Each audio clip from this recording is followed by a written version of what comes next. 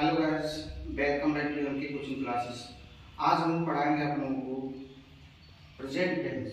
जो present tense होते हैं, जैसा कि आप लोग जानते हैं कि सभी टेंस चार सब टाइप होते हैं। सभी टेंसों का वैसे प्रेजेंट टेंस का भी चार सब टाइप होता है। पहला सब टाइप में पहले प्रकार में जो है सिंपल प्रेजेंट टेंस, चाहे प्रेजेंट सिंपल टेंस कर लें चाहे इंडेफिनिट टेंस कर लें, प्रेजेंट इंडेफिनिट टेंस कर लें।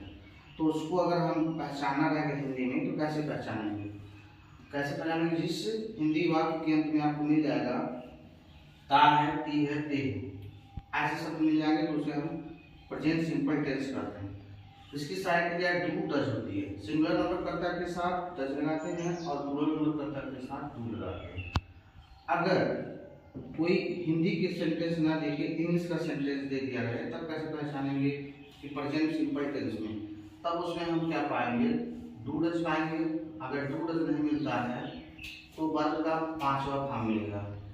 वर्ब का पांचवा फॉर्म बी फाइव, मतलब क्रिया के फर्स्ट फॉर्म में यस या यस जुड़ा रहे, वही वर्ब का पांचवा रूप होता है, यस या यस वाला फॉर्म। तो डू डज से या फिर वर्ब के पांचवें फॉर्म से पहचान जाएंगे। एग्जाम्पल समझिए, हम अंग्रेजी बोलते हैं तो हम अंग्रेजी बोलते हैं तो इसकी इंग्लिश रहेगी बी स्पीक इंग्लिश। नेगेटिव बनाना रहेगा तो we do not speak English sorry. ऐसे ही दूसरा एग्जाम्पल ले लेते हैं, बच्चे स्कूल जाते हैं तो the children go to school. अगर सिंगुलर नंबर सब्जेक्ट ले लेते हैं, मान लीजिए सीता पत्र पढ़ती है तो सीता रीड्स अ लेटर, तो रीड्स हो जाएगा। ऐसे दूसरे पाए जाते प्रेजेंट कंटीन्यूअस टेंस। इसकी पहचान क्या है? रहा है, रही है, रहे हैं। और सहायक क्रिया क्या है? Is, am, are. हिंदी में तो ऐसे पहचानेंगे, लेकिन इंग्लिश में कैसे पहचानेंगे? ये आपका is, am, are plus V four मिलेगा। बी फोर मतलब वर्ब का आईएनजी फॉर्म मिलेगा। एग्जाम्पल समझ लिए, विश्वास कविता याद कर रहा है, लास्ट में मिलेगा रहा यहाँ से मिलेगा। विश्वास इज, विश्वास सिंगुलर नंबर होने के नाते इज लगाएंगे, प्लूरल रहेगा तो आर लगाएंगे और आई रहेगा तो अन लगाएंगे। विश्वास कविता याद कर रहा है तो जाएगा विश्वास इज लर्निंग पोएम। ऐसे मान लीजिए मैं कविता याद कर रहा हूँ तो आई एम लर्निंग पोएम। तुम कविता याद कर रहे हो, यू आर लर्निंग पोएम, तो आ हो जाएगा। तीसरा है प्रेजेंट परफेक्ट टेंस। इसकी पहचान है चुका है, चुकी है, चुके हैं। अगर हिंदी में वाक्य मिलेगा तो ये पहचान मिलेगा। और इसकी सहायक क्रिया जो हैज, हैड।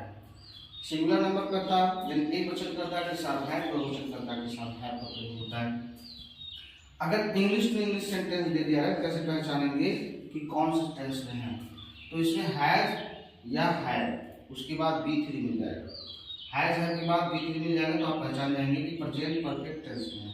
एग्जाम्पल समझ लीजिए, हम पानी खरीद चुके हैं तो बी है बाट वाटर। ऐसे ही एक वचन का सब्जेक्ट ले लिया जाए, हम कहते हैं मोहन स्कूल पहुंच चुका है तो Mohan has gone to school या रीच्ड टू स्कूल। अगला है लास्ट वाला सेंटेंस जो है, जो सबसे इंपॉर्टेंट होता है, प्रेजेंट परफेक्ट कंटीन्यूअस टेंस। तो इसकी पहचान कैसे करते हैं? इस वाले वाक्य के अंत में रहा है, रही है, रहे और साथ में समय दिया है, मतलब यही रहता है ये वाली पहचान। यानी प्रेजेंट कंटीन्यूअस का पहचान रहता है लेकिन साथ में समय दिया रहता है। और सहायक क्रिया का हैज बीन और हैड बीन होता है, साथ में इसमें सिंस और फार भी देखने को मिलता है।